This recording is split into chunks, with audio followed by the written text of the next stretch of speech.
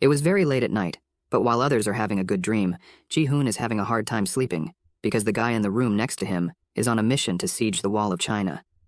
This all began after he finished his master degree and got a part-time job as a university lecturer, but his pay wasn't enough for him to afford rent near the university, so he picked this micro-sized room instead. At first he thought things will be fine, but it was not. Every night he either hears people yapping or clapping non-stop. Ji-hoon flips out and shouts, "Be quiet." The couple clapping next door hears Ji-hoon, but the guy figures he's only complaining because he's jealous. The next morning, Ji-hoon went out to look for a new apartment. As he opens the door to the apartment, he suddenly collides with a pretty girl packing ultra-huge calcium cannons coming out. Ji-hoon makes way for her and soon meets with the landlord. She shows Ji-hoon the room, but it was still too expensive, so he asks if there's a cheaper room. But even at the cheapest room, Ji-hoon wasn't able to afford it. Even the landlord couldn't believe how broke this dude is. Ji-hoon wonders if he should just give up on moving. Suddenly, he receives a phone call from his friend, inviting him out for a drink. In Woo-seo is Ji-hoon's best friend since childhood, who escaped the Matrix. Watching him makes Ji-hoon wonders if he should have given up on studying and started working sooner. Ji-hoon questions if Woo-seo is looking for a roommate, but he replies that he can't have one because he only let women into his apartment. Suddenly, Woo-seo notices a very pretty girl behind Ji-hoon. Ji-hoon looks back, and there was a beautiful blondie loaded with calcium bazookas. She gave Ji-hoon a smile, so he quickly turned back. Woo-seo asks why the hell was he staring at her like a weirdo, so he replies that it's not like they are going to go talk to her anyways, so it's fine. Woo-seo slams the table and starts walking towards the blondie. Ji-hoon thinks his friend is a dumbass for trying to invite girls who's clearly out of their league over. Seo is here to prove the haters wrong with his riz and aura.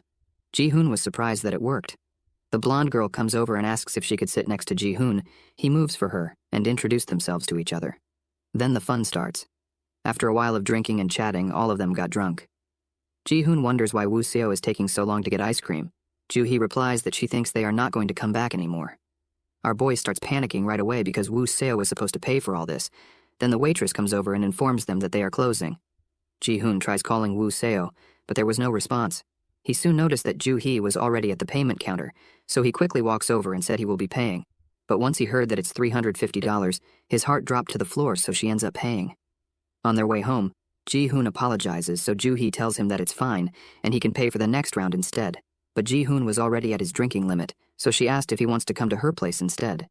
At this rate, only an idiot would refuse, and Ji-hoon was almost that idiot, because he feels like things are going too smoothly for him. A night with a girl like this is just insane for a mid-boy like him. He can almost see himself waking up the next day, chained and forced to work as a slave, or end up being fed to the dogs while his organs were extracted for the black market. Eventually, he went with the flow and chooses to blame his moisture missile if things go wrong.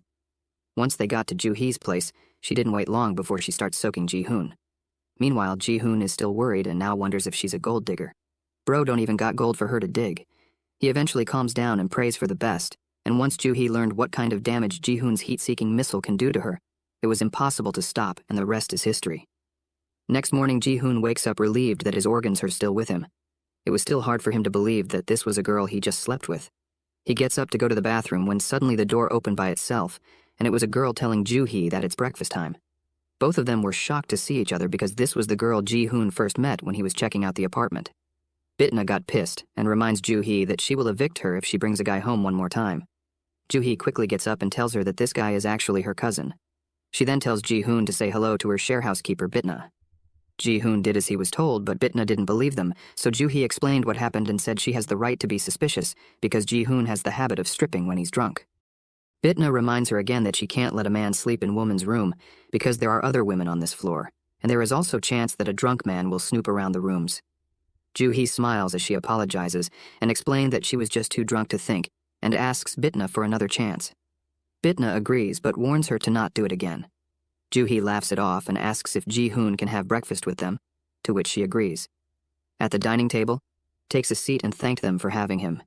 He observes around and learns what an all-girls share house feels like, and figures it might be a good idea since it's affordable, but soon figures that men-only share house would just be like an army camp. He soon noticed the Myung-ji, who's sitting across him smiling at him, and of course he had a hard time focusing on her face, so he turned away. Bitna reminds Myung-ji to wear clothes next time, but her defense was she didn't know there would be a man joining them. Myung-ji asked if Ji-hoon's actually Ju-hee's cousin and accused him of lying because they look nothing alike. Ju-hee quickly comes and reassured her, So she eventually believes, and out of nowhere said she's heard that cousins get married and make babies in other countries. So she wonders if that was what they were doing last night. Ji-hoon instantly spits out the food right into Bitna's face, while Myung-ji got even wilder, and asked what he thinks about having her as his cousin too, while rubbing Ji-hoon's ankle with her feet. Ji-hoon quickly asked what she meant, so Myung-ji laughs and said she was just messing with him, but Bitna wasn't having any of it, so she tells Ji-hoon to leave if he's done eating, and that's how his experience at the share house ended, and now is back into his micro-sized room. After some time, Ji-hoon is now starting his job as a lecturer. He steps into the room and introduces himself as he starts checking attendance, and soon notice a familiar name. Kim Bitna. It was the share housekeeper. Ji-hoon turns on his sussy mode for no reason, and figured she should feel uneasy seeing him as her lecturer. He also noticed from her student ID that this is her second time taking this course. He figures she will soon be coming up to him to apologize for being a little cranky at him. Ji-hoon now feels extremely good in with his imagination. Once the class was finished, Bitna was the last to leave. Ji-hoon was so ready for her to come and talk to him, but she just walked past him and went for the exit. Ji-hoon quickly tells her to wait up and grabbed her hands. She looked back, so he asked if she remembered him. She replies that she does since he's the lecturer just now. So Ji-hoon said he was talking about that they met at the share house. Bitna said he's the self-proclaimed cousin of Ju-hee and asked why'd he do that. Ji-hoon lost his words, and out of nowhere said he just wants to tell her that he will give her good marks if she work hard. Bitna bows and leaves. Then Ji-hoon's phone rang and it was Woo Seo asking how his lecture went. He replies that it was all right, but Woo Seo knew that it was anything but all right, so he tells him to relax and come outside so they can celebrate his debut as an instructor. Woo Seo pulled up alongside two other beauties, and one of them was Ju-hee. All of them went to a club and celebrated Ji-hoon's debut as an instructor. Once Woo Seo left to dance, Ju-hee took a selfie with Ji-hoon, but noticed that he looks like he's not having fun, so she asks if he's all right. He explains that he's just tired because he didn't get a good night's sleep since people next door were loud. Ju-hee felt sorry for him, and said he slept like a baby when he slept with her, so looks like he should put him to sleep every night. Then she gets closer and asks if they should live together. Ji-hoon got shy and spit his drink. Ju-hee laughs and said she was just joking, but she's sorry to hear that he's tired, so she slowly moves her hand to his thighs and asks if she should help him relax a little.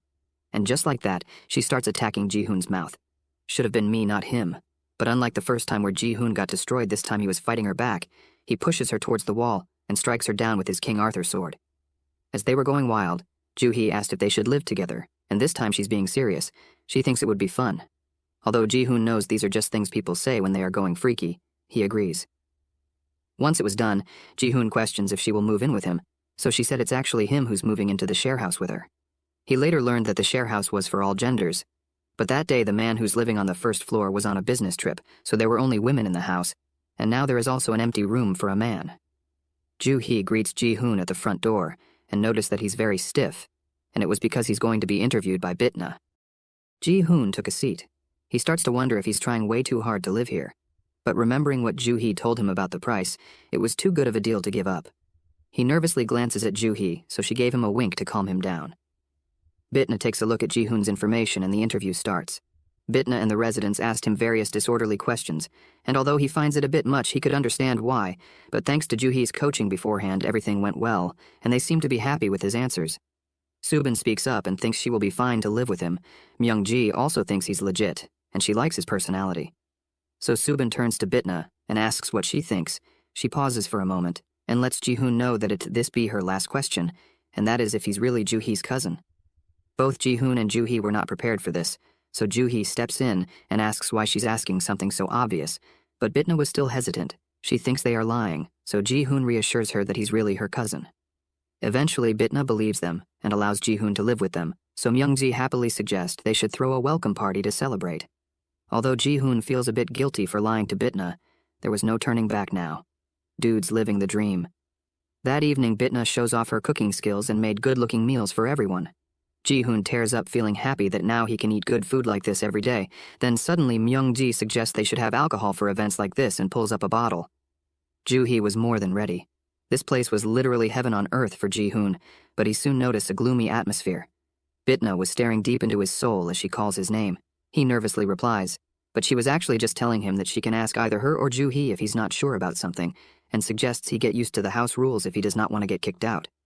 Ji-hoon was folding so hard right now, so Myung-ji cheers him up by filling up his glass, but as she was about to pour, her dual calcium bazookas suddenly crashed into our boy's shoulder. He blushes and looks at her, so she gave him a sussy wink. Now that the glasses are filled, the party begins. After a while, Myung-ji asks Ji-hoon if he's really not seeing anyone. He chuckles and replies that he isn't, so she asks if he likes her and if she's too old for him. Ji-hoon quickly replies that she isn't old at all, but the conversation stopped when Bitna steps in and prevents him from getting his missile devoured. Myung-ji lets Bitna know that she's being serious and wonders if she's interfering because she's jealous. Bitna coldly replies that she will never fall for a guy him.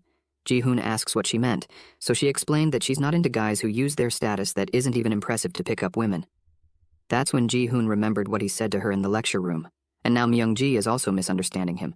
Ji-hoon was cooked, but as he was about to clear his name, Bitna and Subin excuses themselves. Once they went up, Myung-ji asked what he did to Bitna while Ju-hee questions if he's also hit on Bitna. He sat down and explained what happened, and both of them went laughing, saying he deserved that.